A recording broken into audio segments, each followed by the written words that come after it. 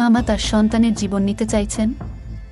রাত গভীর হলে মামি ঘুমিয়ে পড়লেন, তাই আমি গোপনে তার রুমে গেলাম। মামি তখন চোখ বন্ধ করেছিলেন। আমি মনোযোগ দিয়ে তার দিকে তাকালাম। মামির মুখে সেই চিরচেনা সৌন্দর্য দেখে আমি মুগ্ধ হলাম, কিন্তু আমার অবস্থান মনে করে মামার কথা মেনে নিলাম। মামার নির্দেশ অনুযায়ী কাজ করার জন্য তিনি আমাকে টাকা দিতেন। আমি গোপনে মামার দেওয়া ব্যাগটি তুললাম আর বাচ্চাটিকে ঢুকাতে শুরু করলাম। তখন মামি হঠাৎ আমার দিকে তাকিয়ে হাসলেন। আমি শিশুটিকে লুকিয়ে রাখছিলাম এবং মামি আমাকে দেখে বললেন, তুমি কি সত্যিই শিশুটিকে হত্যা করতে চাও? মামি আমাকে জিজ্ঞাসা করলেন, তুমি কি তোমার মামার নির্দেশে এসব করছো? আমি চমকে উঠলাম এবং বললাম, তুমি এটা কি বলছো? মামি বললেন, তোমার চাচা এই শিশুটিকে মেরে ফেলতে চায় কারণ সে ভয় পায় যে এই শিশু তার নয়। তার কথা শুনে আমি স্তব্ধ হয়ে গেলাম। আমি অবাক হয়ে ভাবতে লাগলাম, এত কিছুর পরও এটা কিভাবে সম্ভব? মামি বললেন, তোমার মামা সন্দেহ করছে যে এই শিশু তার নয়, তাই সে এই কাজটি করতে বলেছে। সে এই শিশুটির বাবা নয়, তুমি এর বাবা। এই কথা শুনে তাকে বললাম, তবে তুমি কেন বলছো আমি এই শিশুটির বাবা? আমি এই কথা শুনে স্তব্ধ হয়ে গেলাম। আমি বললাম, আপনি কি চান আমি এই শিশুটিকে বাঁচিয়ে রাখি? মামি হাসলেন এবং বললেন, এই শিশুটিকে জঙ্গলে ফেলে দিও না, কারণ এই শিশুটির বাবা তুমি। আমি আরও বিভ্রান্ত হয়ে গেলাম, কারণ মামি বলছিলেন যে তিনি কখনো আমাকে স্পর্শ করেননি। তার কথাগুলো শুনে আমার মনে হলো আমি যেন স্বপ্ন দেখছি। আমি সোফায় বসে ভাবতে লাগলাম, এত সুন্দর একজন মহিলার সাথে, যাকে আমি মামি বলে ডাকি, এমন কিছু ঘটেছে কি? আমি মামিকে জিজ্ঞেস করলাম, আপনি এত সুন্দরী, কিন্তু কেন এমন করলেন? মামি বললেন, আমি খুব সুন্দরী, কিন্তু আমার পরিবার খুব গরিব ছিল, তাই আমি তোমার মামার সাথে দেখা করতে এসেছিলাম। তোমার মামা মতো ধনী হওয়ার ইচ্ছা ছিল, তাই আমি তাকে বিয়ে করি। আর সে আমাকে প্রস্তাব দেওয়ার সাথে সাথেই আমি তৎক্ষণাৎ হ্যাঁ বলেছিলাম, কারণ আমি ধনী হতে চেয়েছিলাম।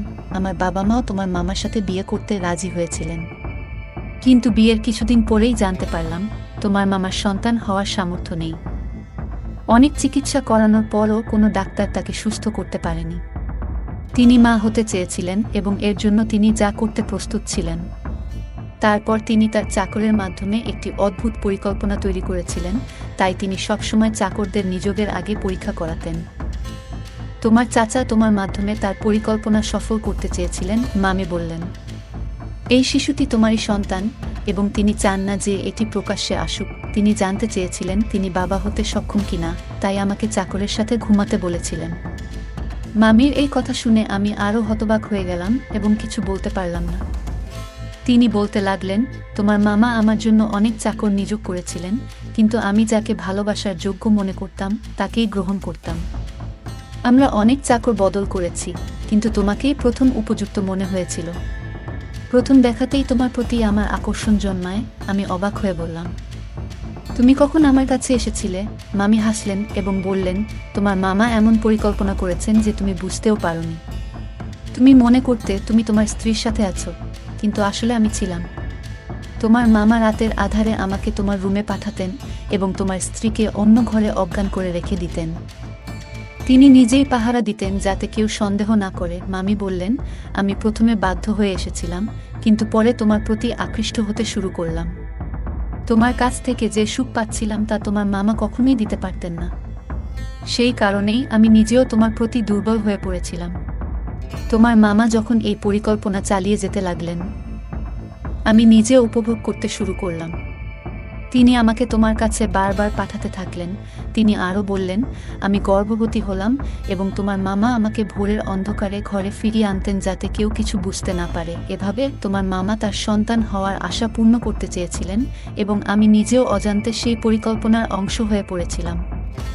কিছুদিন পর সে তার পরিকল্পনায় সফল হয়েছিল। ডাক্তার আমাকে জানিয়েছিলেন যে আমি মা হতে চলেছি, যা তাকে অত্যন্ত খুশি করেছিল।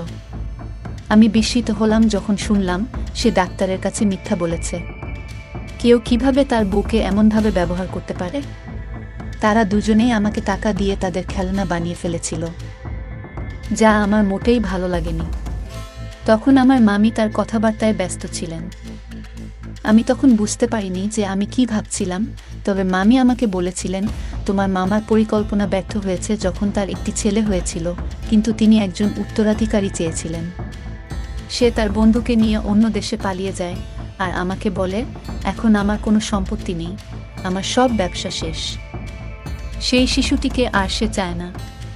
আমি বলেছিলাম আমি তোমার বউ দাসী নই, যাতে তোমার ইচ্ছে মতো চলি। আগে তুমি আমাকে একটা চাকরের সাথে ঘুমাতে বাধ্য করেছিলে যাতে সবাই জানতে না পারে তুমি বাবা হতে পারো না, আর এখন বলছো এই সন্তানের দরকার নেই। মনে রেখো, আমি তোমাকে তালাক দেব, কিন্তু শিশুটিকে মারতে দেব না। আমি বিশ্বাস করেছিলাম যে শিশুটিকে সে আর খারাপ বলবে না, সে তার সন্তানকে পুরোটা দেখাবে। কিন্তু আজ যখন সে বলল এই শিশুটিকে হত্যা করার পরিকল্পনা করেছে, তখন নিশ্চিত হলাম যে তার বুকে হৃদয় নেই, পাথরের মতো কঠিন। মামির এই কথা শুনে আমি তাকে গিয়ে বললাম, আমি এসব জানতাম না। যদি এটা অন্য কারোর বাচ্চা হতো, আমি জঙ্গলে ফেলে দিতাম না। আমি বললাম, এখন এসবের পরোয়া করি না। তুমি তার মা, তুমি নিজেই তার যত্ন নেবে। এ কথা বলে আমি চলে যেতে লাগলাম। তখন মামি আমাকে থামিয়ে বললেন, এটাও তোমার সন্তান, তুমি তার পিতা, তাই এর সুরক্ষার দায়িত্ব তোমারও সমান। আমি হাসি দিয়ে বললাম, এই সন্তান আমার, তাই তুমিও আমার স্ত্রী হয়েছ। এই কথা শুনে মামি মুচকি হেসে বললেন, ধন সম্পদের লোভে আমাকে অন্ধ করে দিয়েছে, তাই এমন একজন খারাপ লোককে বিয়ে করেছি যে তার সম্মান বাঁচানোর জন্য তার স্ত্রীকে চাকরের কাছে পাঠিয়েছে। আর যখন আমি তার সম্মান রক্ষা করেছি, সে আমার সন্তানের প্রাণ নিতে চেয়েছিল এবং বলেছিল যে এই শিশুটি হতভাগ্য। যখন ব্যবসা ব্যর্থ হয় এবং সমস্ত টাকা হারিয়ে যায়, তখন সে আমাদের সন্তানের প্রতি অখুশি হতে শুরু করে এবং শিশুটিকে জঙ্গলে ফেলে দেওয়ার সিদ্ধান্ত নেয়। এইসব জানার পরেও আমি এমন লোকের সাথে থাকতে চাই না। আমি মামুর দিকে তাকিয়ে জিজ্ঞেস করলাম, এই সন্তানের জন্য আপনি কি একজন নিজ চাকরের সাথে থাকবেন? মামি বললেন, আপনি গরিব হতে পারেন, কিন্তু আপনার মন অনেক বড়, তাই আমি আপনাকে বিয়ে করতে চাই, যাতে আমাদের সন্তান বেঁচে থাকে এবং ভালো জীবন পেতে পারে। মামি আমাকে জানালেন তিনি তার মামার থেকে ডিভোর্স পেয়েছেন এবং আমরা একই বাড়িতে সুখে থাকতে শুরু করি। মামি সেই বাড়িটি আগেই তার নামে পেয়েছিলেন। কিছুদিন পর যখন আমার স্ত্রী বিষয়টি জানতে পারেন, তিনি আমাকে ছেড়ে চিরকালের জন্য তার বাবা মায়ের বাড়িতে চলে যেতে চান এবং তালাকের প্রক্রিয়া শুরু করেন। কিন্তু মামি যখন পুরো ঘটনা আমার স্ত্রীকে জানালেন, আমি তাকে অনেক বুঝিয়ে শান্ত করি। অবশেষে আমি আমার দুই স্ত্রীর সাথেই সুখে সংসার করতে শুরু করি এবং আমরা সবাই মিলে সুখে থাকি। আজ আমি খুব খুশি, কারণ আমি জানতাম না যে আমার জীবন এত সুন্দর হবে। গল্পটা কেমন লাগলো জানাতে ভুলবে না।